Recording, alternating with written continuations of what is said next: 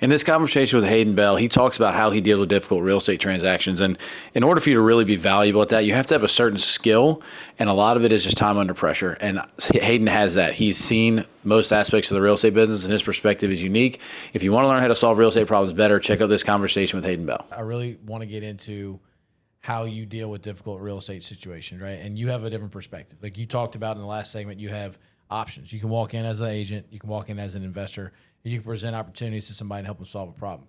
And so, like from your perspective, right, you deal with hard situations. Like there's no doubt. Me and you have dealt with some really hard real estate deals, and I mean, you and I might not say they're really hard. They're just there's an opportunity for us to solve a problem. Right. Other people may look at it and be like, this is an impossible deal. Yeah, or it's too late. Yeah, it's too late. And I mean, we turned a deal around in 5 days the other day recently, right? Foreclosure was happening, coming down the pipe. You saw it as a great opportunity. They just wanted to avoid foreclosure. And you understand the pitfalls of a property going to foreclosure.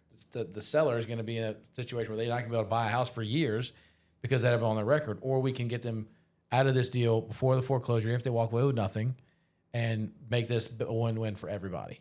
So how do you walk into a situation with a seller and prove that you have this track record and present them with opportunities and help them see through the emotion and the stress of the situation and say, this is how I'm going to help you solve this problem?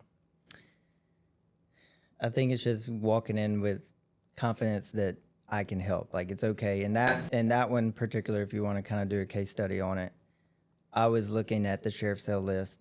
I saw a name that I knew. The sheriff's sale list was the sheriff's sale. This was Thursday. Sheriff's sale in Livingston's on a Wednesday. So what's that, 6 days? Just shy of a week. So, and she says, I call and, sometimes like when I began doing this, I would come off kind of harsh and then get shut down. So, I'm looking at it as a transaction. So I have to reel myself back into, okay, this is emotional for them. I'm doing a math problem. Even with regular sellers, like, look, this is our offer, this is our math problem, here's our net. Yeah. And I've made a mistake before of, saying like, we're only off by 4,000. It's just 4,000. Well, it's his 4,000. That's my seller's 4,000. Yeah. So, he kind of helped me realize like, what you mean it's just 4,000? You want to pay the 4,000? Because I'm not. Yeah. So I'm learning effective communication with sellers who are more emotionally attached to this house than I am. For sure. But back to the pre-foreclosure deal, I call her. She says, it's often an embarrassing thing for these people, or a sad thing, or a stressful thing for sure. Yeah. She said, we did get behind, but my husband, we worked extra. We sold a car or whatever they did. They brought it back up. So she thought. I said, perfect. Make sure you call the bank or call the sheriff's office and get removed off the list then, because it's on the sheriff's sale for next Wednesday. Yeah. Okay. I go home. I think I'm cutting grass, and it's like 6 p.m. She calls me back after she went home and talked to her husband.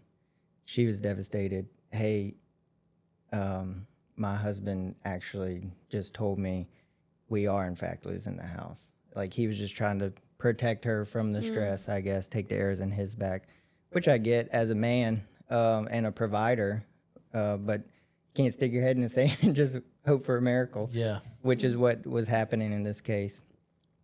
And she said, what can we do? And I said, well, I asked her how much they were behind, which I don't even remember what it was. I think 9 or 10 grand or something like that. Yeah. Which didn't matter in this case because we did the cash deal. But anyway, I said, I mean, you have equity. Like, the disappointing thing is, had I known 2 months ago, I could have just listed it and y'all would have walked away with more. But since we have 6 days, we could buy it. Just a partner and I, my friend Shane, who's an agent and investor at Kaizen with me, and a fireman, actually. He's my best buddy. Hey, Shane. You sound like twins.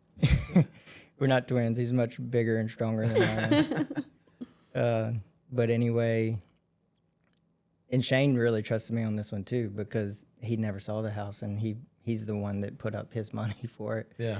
So I go and look at the house. I say, look, I think they owed 110 or 109 or something. Or that's what the bank needed. I say, we'll give you 125. And then I called you, and that's when I said, can we do it? Yeah. What I How say? quickly can you make this happen? What did I say? He said, send me a contract. Let's get it done. So Jared said, yes, send me a contract. So I sat down at this lady's dining room table, and we wrote a contract for 125. I got it to Arena. And I think Tuesday morning we closed on a house that was about to be sold at sheriff's sale Wednesday morning. So, I mean, you know, and they didn't walk away with nothing. We put 10 or 12 in their pocket. Yeah. You know, they could get a place to rent, make a move, do whatever they got to do to kind of get back on their feet. And, you know, I was just on the phone with the painter, and he's going to be finished painting it this week. We got to install some light fixtures, clean it up, and it'll be on the market. So yeah. So what's the listing for? What's ARV on it? ARV on this one's 220. Wow. And we didn't put. I mean, I put in. We gave them 30 days to stay there because it was so last minute. Like we can't say get out in 6 days or in 1 day. Yeah, really. It was kind. So we gave them 30-day post occupancy, which we have the 90-day FHA rule anyway, which limits our buyers whenever you're flipping a house. But anyway, I went ahead and put a new roof on it while they still lived there. And then once they moved out, we went in and started cleaning it, painting it, doing what we need to do. But it really didn't need that much work. Yeah. I mean, they lived there. So when you look at it from a seller's perspective in the situation, you know, a lot of people assume that a seller's going to want to walk away with, you know, a chunk of change for them to agree to this type of deal, right?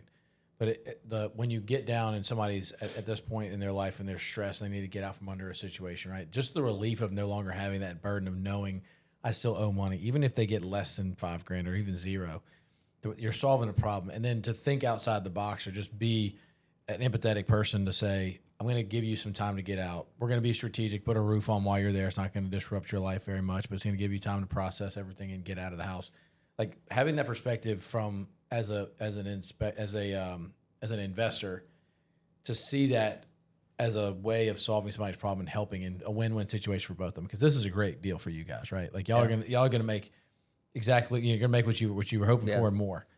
But you help these people get out of a situation. I think they if somebody wants to know what the real value of a real estate investor is, somebody who works in the residential space, like that's it. Like it's not a money hungry type of a person who's over leveraging themselves to try to create this card game or this shell game or a house of cards type of a deal. It's a way for you to invest in real estate and solve somebody's problem, add value to our community, right? You're going to make that property worth more than what it was before it was on the market. You give that to a new family who gets to move in to raise their family there, and hopefully is in a better situation than the other one was. But also this other one moves on, and so without a foreclosure on a record. Without a foreclosure on a record, and I think that it's super important for people to hear that type of thing. And there's people like you out there. And, you know, and we work with other investors that have the same mindset you do, and people that we all look up to, right? Like Courtney Fricky, who we've spent time with, right? People that, and, you know, she moved to Florida, and I think she's ultimately going to make a great impact there now. But like people like her and like you who are doing that in our communities are helping out in a great way. And, you know, we talk about it a lot in our community in Covington and Slidell. The affordable housing market is just it's not great. So for somebody like us who, when we come in and we renovate a property and flip something, if we do that in our area, for somebody who may be buying a $200,000 house, that provides a ton of value for the area. Yeah, And it lets I'm the looking in industry that affordable continue. range. Yeah. If I'm gonna buy something, I want to buy it, renovate it, profit, and keep it around that 200 range because I could sell it within a reasonable amount of time. sure. Right. Fits the demographic.